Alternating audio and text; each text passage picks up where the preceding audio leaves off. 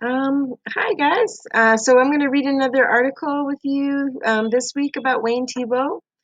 And so just follow along as I read from Scholastic Art. American as Apple Pie. How does Wayne Thiebaud capture contemporary life?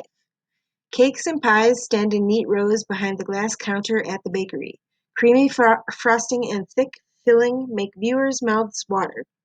In paintings like 1995 Cakes and Pies cover, Wayne Thiebaud excels at delighting the senses and making stomachs growl. Still working at age 98, the artist has spent his career exploring the American way of life. How does Thiebaud use a simple line drawing to convey a big idea? Well, he's using basic shapes and lines here to make a whole town and then a plane that's in the air above it, obviously flying over the town. And here he is with a painting of his behind him. Actually, it looks like this painting over here that he has behind him. Maybe it looks a little similar. Okay, so let's read about evolving interests. Born in 1920, Thiebaud grew up in California. As a young man, he held a variety of jobs that allowed him to express his creativity. He started out as an apprentice at Walt Disney Studios, where he learned the art of cartooning by drawing characters such as Goofy and Pinocchio. When Thiebaud served in the United States Army from 1942 until 1945, during his service, he produced comics, like the one below for the base newspaper. After his time in the Army, Thiebaud became a commercial artist, designing movie posters and working in advertising. In the late 1940s, Thiebaud shifted his focus to fine art, making paintings to be hung on walls rather than reproduced in ads. The more I got interested in layout and design, the more I was led to those examples in fine art from which they were derived, he explains. Thiebaud went back to school and in 1960 became a professor of art at the University of California, Davis. He taught there for more than 30 years, and Thiebaud believes that learning from his students helped him develop his own style.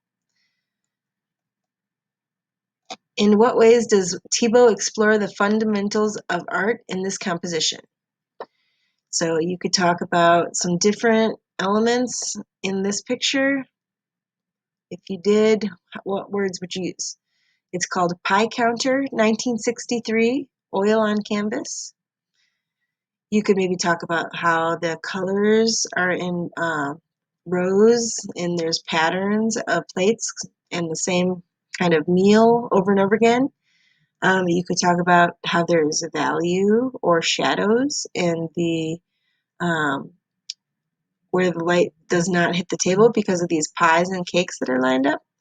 You could talk about color being all over the place and kind of creating unity by having the same colors in different areas. Um, what other words would you think of? My own sense is being American is a very important part of what I feel and do. Here's a landscape of his. It looks like it's San Francisco because it's these big, tall roads.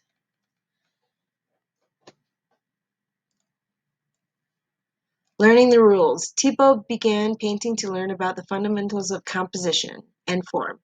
Composition is the arrangement of objects within a work plus the choices the artist makes about how to render them.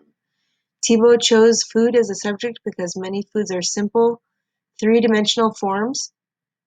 He used still lifes to study composition, experimenting with color, light, space, perspective, and texture.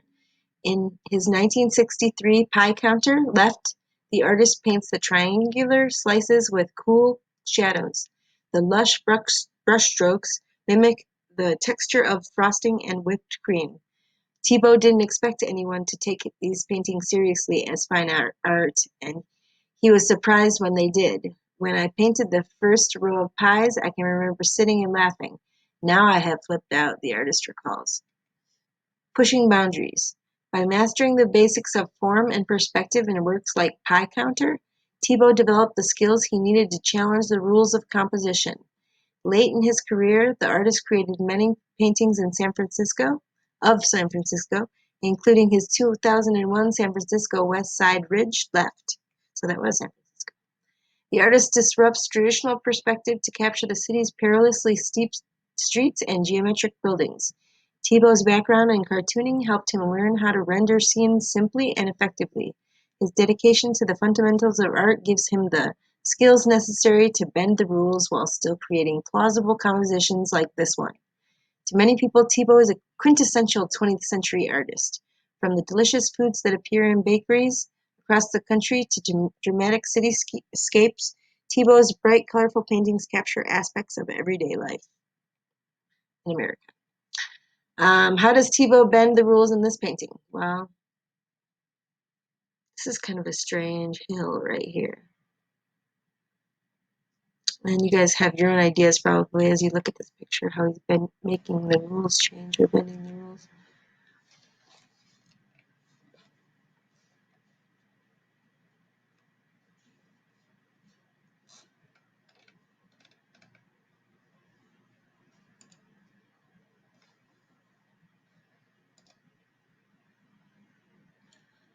The artist's process. How does Wayne Thiebaud learn from trial and error? Research is an important part of the art-making process for Wayne Thiebaud. Before he begins a new painting, he makes many sketches to work out his ideas. This helps him figure out how to make interesting and dynamic compositions. The artist calls his sketches thinking drawings. 5 things to know about Thiebaud's working process. In his preparatory sketches, Thiebaud explores the arrangement of objects, the balance of color and pattern, and the use of light. The artist's treatment of subjects, often bold, repetitive shapes against white backgrounds, reveals his training in commercial art. Thiebaud repeatedly returns to many of his subjects to explore new compositions and techniques. Thiebaud uses trial and error by sketching, learning from his mistakes. I actually can't think of any place I haven't taken a sketchbook. Hospitals, churches, ships, airplanes, even in the tennis courts, the artist says. How do Thiebaud's sketches above relate to the finished painting on page 9? Let's see. Here's his preparatory drawings or his sketches.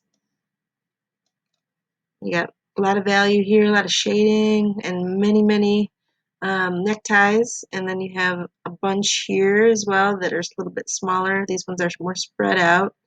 And then there's just one hanging on the rack. So different ideas for a composition and an arrangement of the materials. And then here's your final one that he came up with. It's kind of fun. Drawing to me is a kind of inquiring research tool that painting rests upon. So he has to draw, in other words, to start his paintings because it's like research. How is the tie hanging on the right in this painting different from the other ties? Why do you think Thiebaud separates it? So why is this tie different than the rest? And why is it over here instead of together with the rest of them? How does Thiebaud use pattern to make this composition dynamic?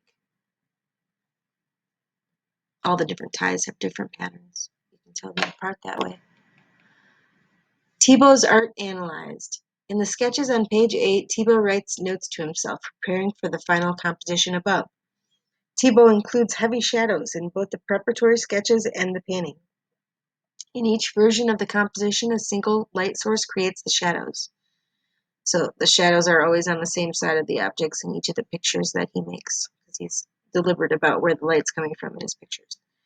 Cool shadows and warm highlights create depth even within a relatively narrow space. Varied arrangements of the objects in the sketches emphasize color and pattern in different ways. Thiebaud experiments with heavy and thin and straight and curvy patterns to create a sense of unity and balance. Unity means everything goes together, and balance. Although this painting is realistic, the repetition of shapes and colors lends an abstract feeling to the work. So it kind of feels a little abstract because the sharp lines and the shapes and then the patterns all together. The narrow end of each tie appears to be a single color, but each is actually composed of many brushstrokes in varying colors. Thiebaud has compared these colors to a vibration. So they're talking about these colors at the ends of the tie here. So this color is a different one from this one, that one's a different one from that one, that one's a different one from both of those, and all of these ones.